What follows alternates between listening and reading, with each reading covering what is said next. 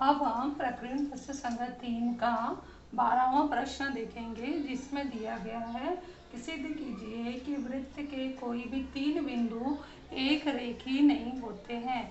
तो इस क्वेश्चन के अनुसार हमें क्या क्या दिया गया है, एक वृत्त दिया गया है और उस पर स्थित 3 बिंदु दिए गए हैं और सिद्ध क्या करना है कि जो हम 3 बिंदु ले रहे हैं, उसका नाम दे रहे हैं, वो तीनों भी बिंदु एक रेखीय नहीं है। तो इतना वाला भाग हमारा साध्य में जाएगा और यहाँ से यहाँ तक का भाग दत्त में है। तो जब दत्त में दिया गया है तो दत्त में हमें बनाना होगा। ये सवाल ऐसा है कि इसमें कोई भी आकृति दत्त साध्य लिखकर नहीं दिया गया है। तो जब हम इस पर आकृति और दत्त लिखेंगे तो आधा नंबर, साध्य लिखेंगे तो आधा नंबर और रचना करेंगे तो आधा नंबर। इस तरह से 1.5 नंबर हमें यहीं पर मिलेगा। तो इसे समझ कर करना है। तो सबसे पहले सवाल देखकर हमें क्या बनाना है, वृत्त बनाना है। वृत्त में केंद्र का नाम और कोई भी 3 बिंदु कहीं भी हमें चुनना है। तो जैसे यहाँ पर मैंने ले लिया बिंदु ओ ले लिया है, बिंदु ए बी सी ले लिया है और दत्त में लिख दिया है कि ओ वृत्त का केंद्र है और बिंदु ए, बिंदु बी तथा बिंदु सी वृत्त पर स्थित कोई 3 बिंदु है। फिर साध्य में हमें बोलना है कि बिंदु ए, बिंदु बी तथा बिंदु सी एक रेखीय नहीं है, एक रेखीय नहीं है। तो इसे सिद्ध करने के लिए हमें सबसे पहले क्या करना होगा, इन सब बिंदुओं को आपस में जोड़ना होगा। ओ को हम ए से जोड़ेंगे, ओ को बी से जोड़ेंगे, ओ को सी से जोड़ेंगे, ए बी और बी सी जोड़ेंगे। तो इस तरह से हमारे 5 रेख हो जाएंगे। तो यहाँ हम लिखते हैं क्या क्या हम जोड़ रहे हैं, O A, O B, O C, A B तथा बी सी खींचा।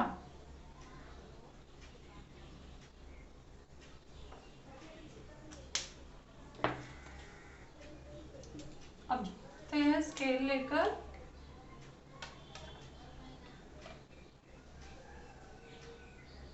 खंडित रेख से जोड़ देना है A B,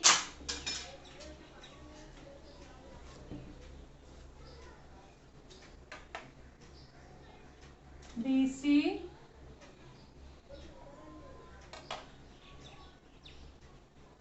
O A, O B और ओ सी।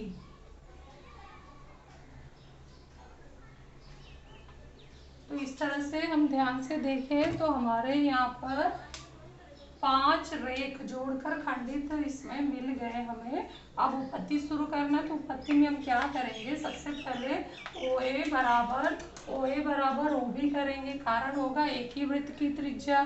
फिर उससे अर्थ निकालेंगे, जो हम रेख लिख रहे हैं कि ये दोनों समान सम है तो आगे उसका अर्थ क्या है। तो ध्यान से देखें तो ये जीवा ए बी के लिए, जीवा ए बी के लिए बिंदु ओ समदूरस्थ है। जीवा ए बी का अंत बिंदु ए और बी, अंत बिंदु ए और बी के लिए बिंदु ओ समदूरस्थ है। कैसे पहचाना, क्योंकि ओ ए बराबर है ओ बी, इसलिए बिंदु ओ रेख ए बी के अंत बिंदुओं से समान दूरी पर स्थित है। ये वाक्य लिखेंगे, फिर उससे अर्थ निकालेंगे, अर्थात बिंदु ओ रेख ए बी के लंब समद्विभाजक पर स्थित है। रेख ए बी का लंब समद्विभाजक यही बीच में से जाएगा। तो तीसरा बार तीसरे पॉइंट से क्या निकाल रहे हैं कि बिंदु ओ रेख ए बी के लंब समद्विभाजक पर स्थित है। उसी तरह से ये हमने एक पॉइंट नंबर डाल दिया। उसके बाद अगला इसमें हम जाते हैं, इस तरफ देखते हैं। ये जो भाग बीसी के लिए है तो यहाँ पर ओ बी और ओ सी बराबर है। ओ बी और ओ सी का बराबर कारण क्या देंगे, एक ही वृत्त की त्रिज्या है। उसके बाद हम अर्थ निकालेंगे, अर्थात रेख बी सी के अंत बिंदु बी और सी के लिए बिंदु ओ समदूरस्थ है। ओ B O C B C से बराबर है, ओ बी ओ सी बराबर है। तो इसका मतलब बिंदु ओ बी सी से बी सी के बिंदु बी और सी से समदूरस्थ है। अर्थात फिर अर्थ निकालेंगे, अर्थात बिंदु ओ रेख बी सी के लंब समद्विभाजक पर स्थित है।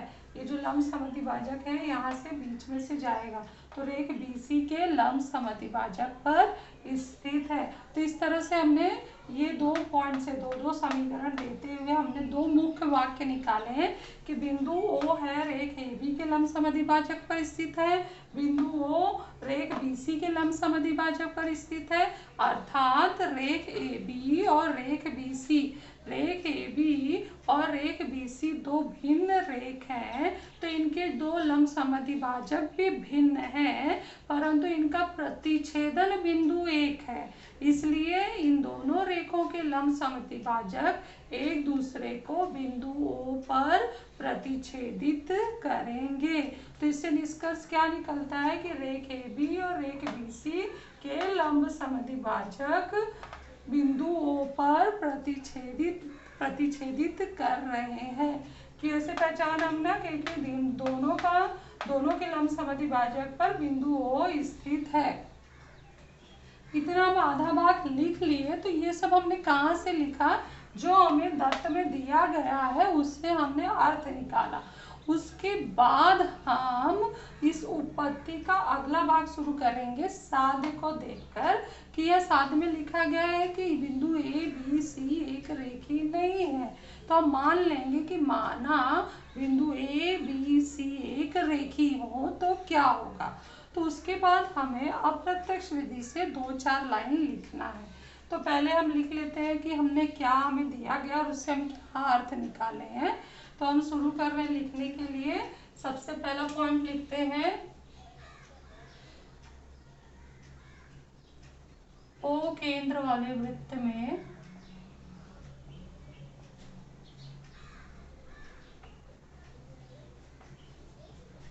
रेख AB के लिए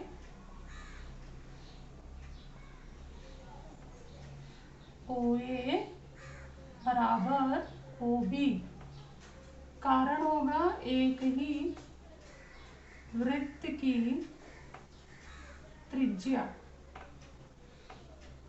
फिर अर्थ निकालेंगे, अर्थात बताई थी ना मैं, वो जो है A और B से समदूरस्थ है, अर्थात बिंदु O रेख AB के अंत बिंदुओं से, अंत बिंदु कौन से है? A और B, अंत बिंदुओं से समदूरस्थ है। ये हमने अर्थ कहाँ से निकाला है? एक से, कथन एक से। फिर अर्थ निकालेंगे, अर्थात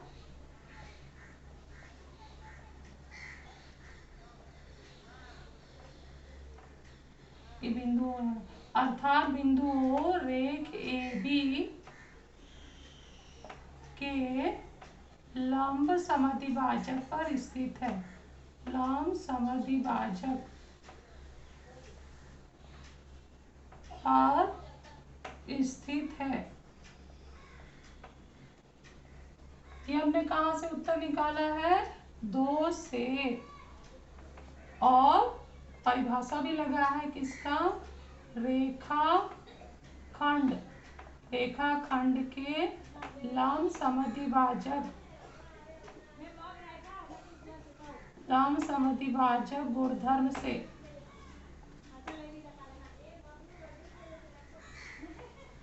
तो ये जो वाक्य हमारा है, बिंदु और एक AB के लंब समद्विभाजक पर स्थित है, ये वाक्य हमारे लिए महत्वपूर्ण है आगे के प्रमेय के लिए सिद्ध करने के लिए। अगला भाग हम फिर शुरू करते हैं रेख BC के लिए। इसी वृत्त में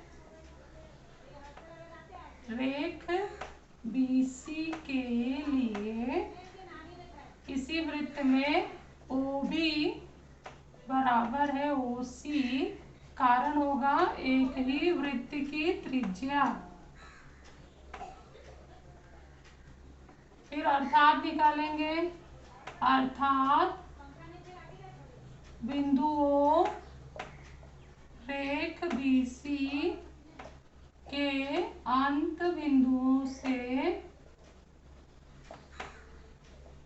बिंदुओं से समदूरस्थ है।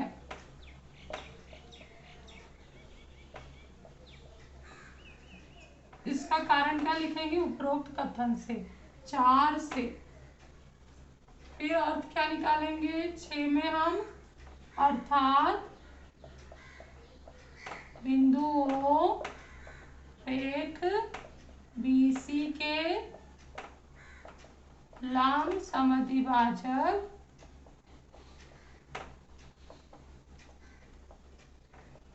पर स्थित है।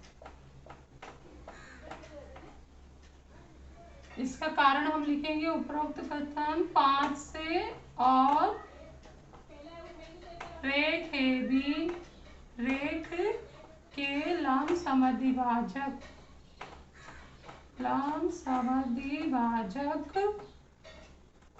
गुणधर्म से। यहाँ तक फिर एक महत्वपूर्ण वाक्य हमें मिल गया। इतना सब करते हुए ये वाक्य पर ध्यान देना है।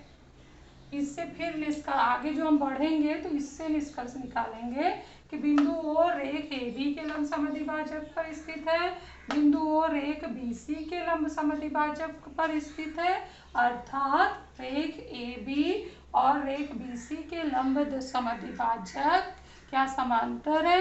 यही। कैसे पहचाना कि समांतर नहीं है? क्योंकि रेख AB और रेख BC के लंब समद्विभाजक पर स्थित बिंदु O से एक और केवल एक बिंदु सामान्य है, बिंदु O। इसलिए जब ऐसा हो तो दोनों लंब समद्विभाजक समांतर नहीं, एक दूसरे को बिंदु O पर प्रतिच्छेदित करेंगे। तो इन दोनों से हम निष्कर्ष, अगला पॉइंट हम निकालेंगे निष्कर्ष यहाँ पर, अर्थात बिंदु O रेख AB तथा रेख BC के लंब समद्विभाजक पर स्थित है। ये हमने कहाँ से लिखा? 3 और 6 से। 3 और 6 से। फिर अगला पॉइंट हम लिखेंगे 8वां पॉइंट, अर्थात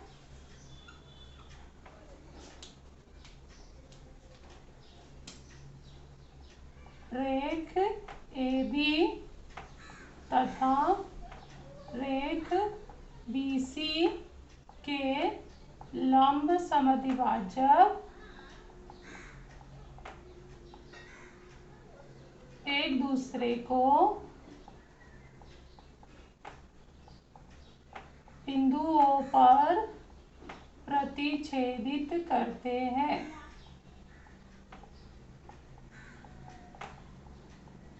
कारण होगा ये 7 से, उक्त कथन से। तो ये जो हमारा एक महत्वपूर्ण वाक्य हमें मिल गया है, इसको अभी ध्यान देना है, इसका उपयोग अभी होगा। ये भी वाक्य हमारे लिए महत्वपूर्ण है।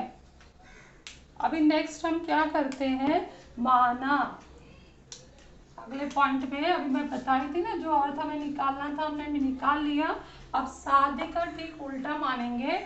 यहाँ पर हम ना अप्रत्यक्ष विधि से लिखेंगे कि माना बिंदु A, बिंदु B तथा बिंदु C क्या हमें साध्य में बोला है? एक रेखी नहीं है। तो हम माने में अप्रत्यक्ष विधि में क्या उसका उल्टा लेते हैं, बिंदु C एक रेखी है।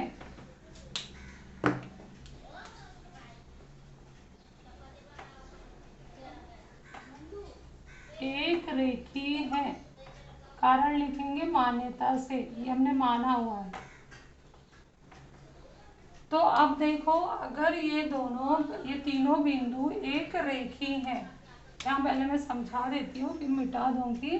बिंदु A, बिंदु B तथा बिंदु C अब एक रेखी हो गए, तो जब इनको जोड़ेंगे AB BC एक लाइन में आ जाएंगे, और इनका जब लंब समद्विभाजक खींचेंगे गोला प्रकार से, तो एक लंब समद्विभाजक ऐसे जाएगा और BC का लंब समद्विभाजक इस तरह से खींचेंगे तो वो इस तरह से जाएगा।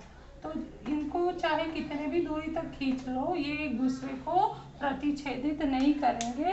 ये दोनों रेख के, अगर ये एक रेखी है तो दोनों रेख के लंब समद्विभाजक परस्पर समांतर होंगे।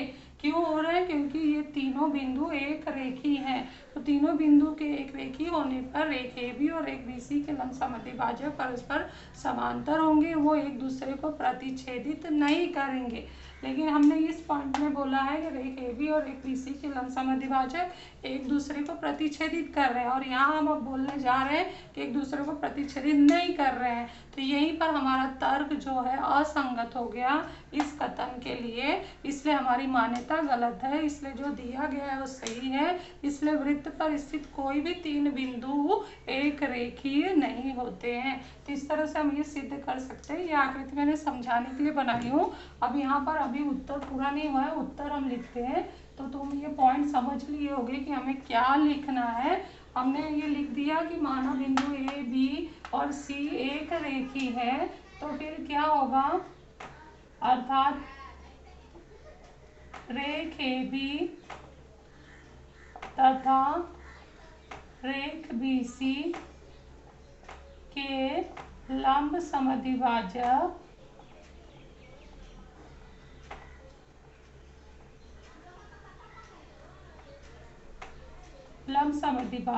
परस्पर समांतर होंगे।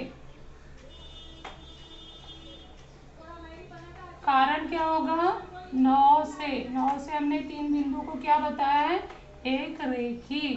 फिर इससे अर्थ क्या निकालेंगे, अर्थात रेख AB तथा रेख BC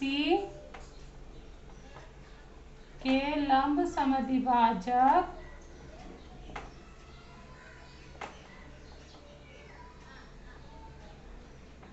एक दूसरे को प्रतिच्छेदित, जो समांतर है, तो हमने समांतर की परिभाषा से पढ़ा है कि वो एक दूसरे को प्रतिच्छेदित नहीं करते हैं। लंब समद्विभाजक एक दूसरे को प्रतिच्छेदित नहीं करते हैं। कारण लिखेंगे हम 10 से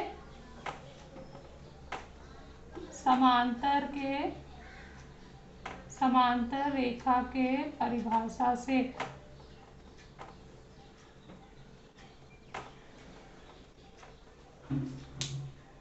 तो हमारा कथन इससे असंगत आ गया। हमने यहाँ पे बोला है कि दोनों के लंब समद्विभाजक एक दूसरे को प्रतिच्छेदित नहीं करते हैं, और यहाँ हम क्या बोल रहे हैं, AB और BC के लंब समद्विभाजक एक दूसरे को बिंदुओं पर प्रतिच्छेदित करते हैं।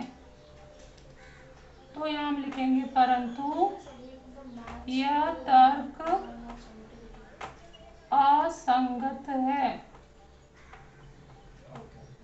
कारण हम लिखेंगे कथन 8 के लिए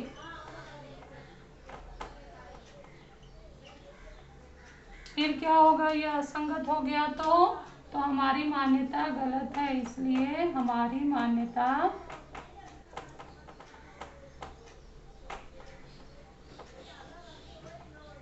गलत है। कारण होगा 12 से, क्योंकि असंगत आ चुका है तो आगे जो भी हमने माना है वो गलत हो जाएगा। इसलिए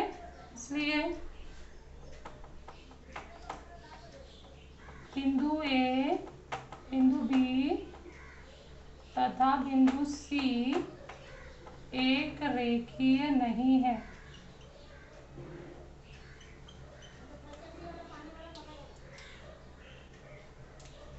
कारण होगा 9 और 13 से,